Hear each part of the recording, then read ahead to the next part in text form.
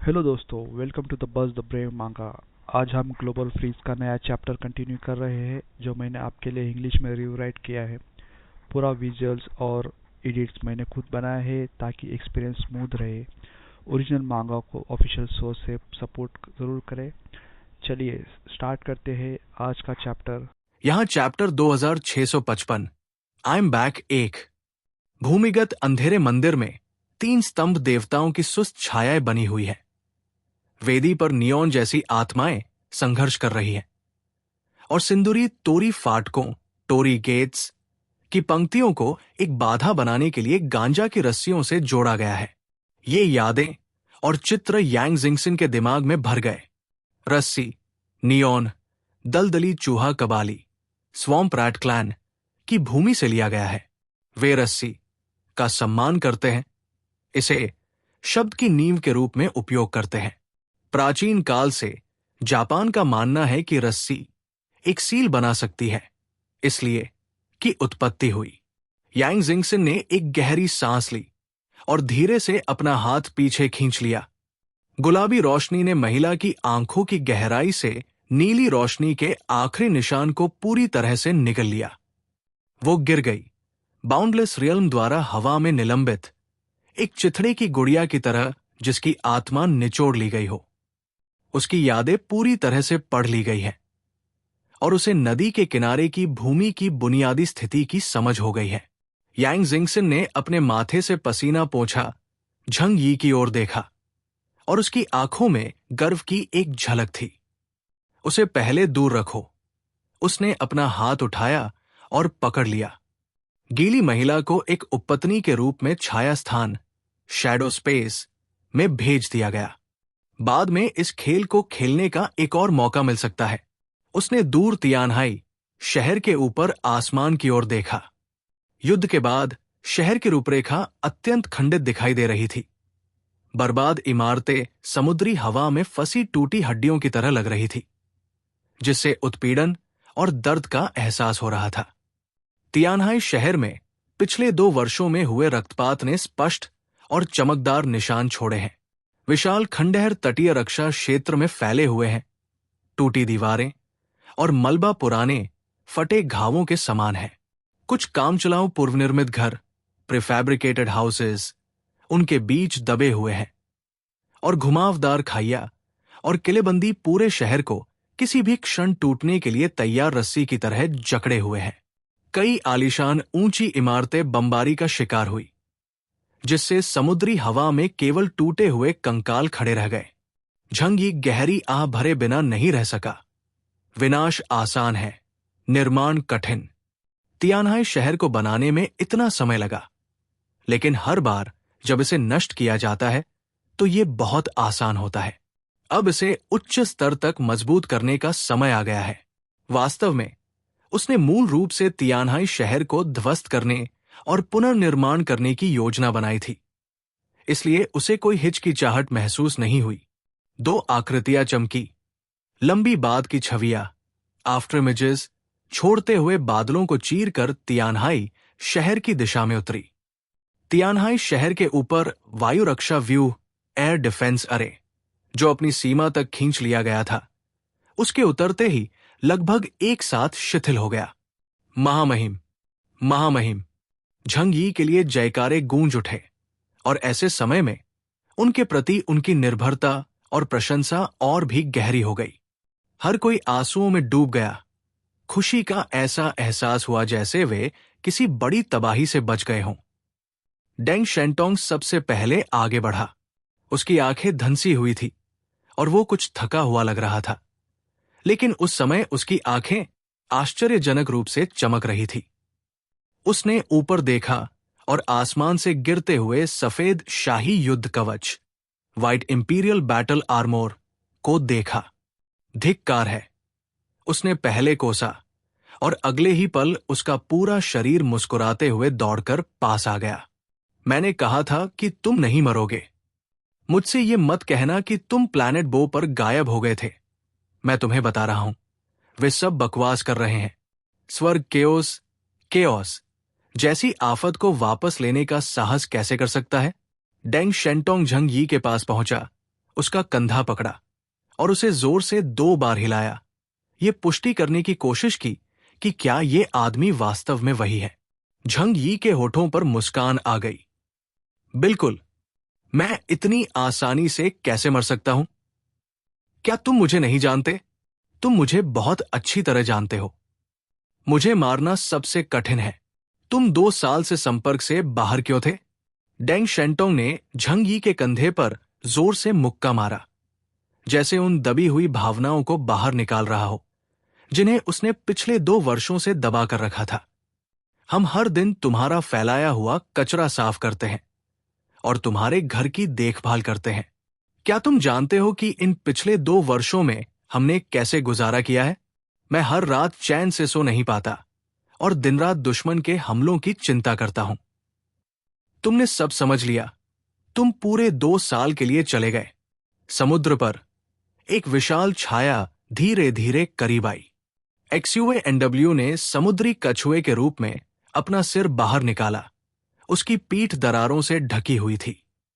इन दरारों को उसकी अपनी शक्ति से वेल्ड करके बंद कर दिया गया था, जिससे वो और भी खुरदरा फिर भी अधिक स्थिर दिखाई दे रहा था। Chaos, chaos. समुद्री हवा पर XUANW की आवाज तैरती हुई आई। आपकी सफल यात्रा पर बधाई। मैंने 2 साल के लिए पृथ्वी छोड़ दी और ब्रह्मांड की सैर की। तुम्हारे व्यक्तित्व को देखते हुए तुम तब तक नहीं छोड़ोगे जब तक कि तुमने पूरे ग्रह को उल्टा पुल्टा न कर दिया हो। उन्हें बहुत सारे खजाने मिले होंगे। उसके शब्दों में उपहास का पुट था, लेकिन उपहास के बाद एक ऐसी आह थी जिसे देखा नहीं जा सकता था। लेकिन पिछले 2 वर्षों में हुएक्सू किंगडम का समय बहुत कठिन बीत रहा है। डेंग शेंटोंग ने अपनी पलकें झुका ली। खैर, अच्छा है कि तुम वापस आ गए हो। उसने युद्ध कोट पहना था, जिसका घेरा अभी भी सूखे खून से सना हुआ था। उसके कदम स्थिर थे, लेकिन कोई भी कई दिनों की अनिद्रा से हुई थकान देख सकता था। बैली चेंकिंग और WD ठीक पीछे थे। ली चेंकिंग की पीठ पर एक धनुष था, जिसकी डोरी पूरी तरह ढीली थी। WD के युद्ध कवच का छाती का कोर रुक रुक कर चमक रहा था। उसकी नजर झंग यी पर टिकी थी, जो एक शक्तिशाली व्यक्ति के प्रति सम्मान से भरी थी। वे झंग यी के सामने खड़े थे, इतने उत्साहित कि काफी देर तक बोल नहीं पाए। बैली चेंकिंग ने मुंह खोला, जैसे कोसा चाह रहा हो, तुम कमीने, तुमने हमें मार ही डाला था चिंता से। लेकिन अंत में उसने केवल धीरे से कहा, अच्छा है कि तुम वापस आ गए। झंग यी ने सबकी खून जैसी लाल आंखों की ओर देखा और धीरे से सिर हिलाया। आपकी कड़ी मेहनत के लिए धन्यवाद। 2 साल बीत चुके हैं और बहुत कुछ हो चुका है। वो जानता है कि हर किसी के पास उससे कहने के लिए बहुत कुछ है, लेकिन इस समय उन सभी शब्दों को आराम के इस एक शब्द में समेटा जा सकता है। ये सरल शब्द, हालांकि डेंग शेंटोंग के कानों में किसी भी भव्य घोषणा से अधिक वजन रखते थे। ये बात करना अनुचित है कि ये कितना कठिन है। डेंग शेंटोंग ने अपनी आंख का कोना रगड़ा और जबरन मुस्कान बिखेरी। हम अभी भी जीवित हैं। जब तक मैं जीवित हूं, तुम्हारे वापस आने के इंतजार का एक मौका अभी भी है। XUANW ने समुद्र में धीरे धीरे अपना शरीर हिलाया, खुद को तियानहाई शहर की तटरेखा के करीब लाया। केओस, तुम 2 साल से चले गए थे और तियानहाई शहर में कोई परेशानी नहीं हुई। हिकारी और जेपन की जमीनों में कई छोटे बड़े संघर्ष हुए हैं। यदि तुम आज थोड़ी भी देर से पहुंचते तो मुझे लगता है कि मुझे पूरी सेना के साथ भागना पड़ता। झंग यी ने एक प्लान बी तैयार किया था। यदि यहां संकट उत्पन्न होता है तो वे स्थान बदल लेंगे। झंग यी ने ऊपर देखा और शहर का सर्वेक्षण किया। यह शहर कुछ जर्जर, डिलैपिडेटेड हो गया है। खैर, चलो पहले इसे फिर से बनाते हैं, उसने ये लापरवाही से कहा। आवाज तेज नहीं थी, लेकिन इसने आसपास के सारे शोर को दबा दिया। अगले ही सेकंड उसने अपना हाथ उठाया और लहराया। गेट ऑफ 3000 पाद्स धीरे धीरे खुलता है, जिसके केंद्र में तियानहाई शहर है। पूरा शहर समुद्र के विशाल क्षेत्र के साथ झंग यी के नियंत्रण में आ गया उसने जबरन वैकल्पिक आयाम से पहली विशाल वस्तु बाहर निकाली। वो एक विशाल डिस्क के आकार का आधार है। इसका व्यास डायामीटर लगभग 1000 मीटर और मोटाई कई मीटर है। यह किसी प्रकार की चांदी जैसी धूसर धातु से बना है, जिसकी सतह पर महीन गहरे रंग के पैटर्न हैं और एक आंतरिक संरचना है जो इतनी जटिल है कि नग्न आंखों से दिखाई नहीं देती। जैसे ही आधार प्रकट हुआ, पूरे तियानहाई शहर के सभी डिटेक्टर एक साथ चिल्लाने लगे। ऊर्जा प्रतिक्रिया का पता चला। स्थानिक संरचना विक्षोभ, स्पेशल स्ट्रक्चर डिस्टर्बेंस, उच्च आयामी हस्तक्षेप गुणांक, हाई डायमेंशनल इंटरफेरेंस कोएफिशिएंट मानक से अधिक है। डेंग शेंटोंग ने उस डिस्क की ओर देखा जिसने विशाल आकाश को ढक लिया था और अपनी आंखें फाड़ने से खुद को नहीं रोक सका। अरे बाप रे, तुम प्लैनेट बू से पूरा एक शहर उठा लाए क्या? Chapter 2656 I am back 2। पूरी तटरेखा पर दहाड़ गूंज उठी। विशाल धातु का आधार बेस ठीक तियानहाई शहर के सबसे क्षतिग्रस्त तटीय रक्षा क्षेत्र के ऊपर स्थित किया गया था। मूल रूप से ढह चुका ब्रेकवाटर तटबंध आधार के किनारे के संपर्क में आते ही फैलती हुई चांदी जैसी सफेद प्रकाश फिल्म से घिर गया और फिर आधार के साथ साथ थोड़ा विकृत डिफॉर्म होकर उसमें समा गया। दरारें गायब हो गई और टूटी हुई लहर तोड़ने वाली संरचना ऐसी थी मानो उसे किसी उच्च स्तरीय संपूर्णता में एकीकृत और पुनर्गठित कर दिया गया हो। आधार के किनारे से एक नई शहर की दीवार निकलती है जो पूरे तियानहाई शहर क्षेत्र के किनारे को पूरी तरह से अवरुद्ध कर देती है। ये चांदी जैसा धूसर तटीय ग्रेट वॉल है। वो पूरी तरह से सैंड रेडर्स सभ्यता की तकनीक का उपयोग करके निर्मित कंक्रीट से बनी एक सुरक्षात्मक संरचना थी। इसके साथ अब से तियानहाई शहर दुनिया के शीर्ष किलों में से एक बन जाएगा। यहां तक कि नाइट लेवल के हमले भी इसे एक वार में नष्ट नहीं कर पाएंगे। शहर की दीवारें ऊंची खड़ी हैं, जो सूरज की रोशनी में ठंडी धातु की चमक के साथ चमक रही है। उनकी सतह किसी भी फालतू सजावट से रहित है, जिसमें केवल न्यूनतम ऊर्जा रेखाओं के संकेंद्रित वृत्त कॉन्सेंट्रिक सर्कल्स हैं। XUANW ने उस विशाल ऊंची चांदी जैसी धूसर शहर की दीवार को देखा और उसके भाव तुरंत गंभीर हो गए। ये सामग्री उसने अपने विशाल कछुए के पंजों से आधार के किनारे को थपथपाया, इसकी लगभग पूर्ण मजबूती को महसूस किया। उसकी पुतलियां अचानक सिकुड़ गई, क्योंकि हालांकि उसने बहुत अधिक बल का उपयोग नहीं किया था, लेकिन इसकी ठोस अनुभूति ने उसे आभास दिया कि एक पूर्ण शक्ति वाला प्रहार भी इसे नष्ट करने में सक्षम नहीं होगा। इस तरह की सामग्री के साथ एक पूर्ण शक्ति वाला हमला भी शायद ज्यादा से ज्यादा एक उथली खरोंच ही छोड़ेगा। लगातार बमबारी के बिना इसे भेदना असंभव है। केओस, तुम मंगल से वास्तव में क्या लेकर आए हो? झंग यी ने सिर हिलाया। ये कुछ अच्छी चीज है जो हमें मंगल पर उन्नत सभ्यता, सैंड रेडर सभ्यता से मिली है। तियानहाई शहर की रक्षा के लिए इसका उपयोग करना पहले से ही डायमेंशनल रिडक्शन, उच्च तकनीक का सरल उपयोग का मामला है। वो रुका नहीं। आपको पता होना चाहिए कि पूरे मंगल ग्रह की दुनिया में उसने एक भी ऐसी इमारत नहीं छोड़ी जिसे संग्रहित किया जा सके। ऊर्जा टावर, औद्योगिक आधार, बड़े कारखाने, ये सभी तैयार, अक्षुण्ण, अनडैमेज्ड हैं और बाहर निकालने के बाद सीधे उपयोग किए जा सकते हैं। उसने उन घरों को भी बर्बाद नहीं किया जहां आम लोग रहते थे।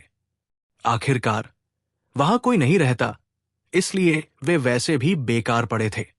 दूसरा, तीसरा, एक एक करके मंगल ग्रह की दुनिया की इमारतें आयामी स्थान, एलियन स्पेस से बाहर खींची गई।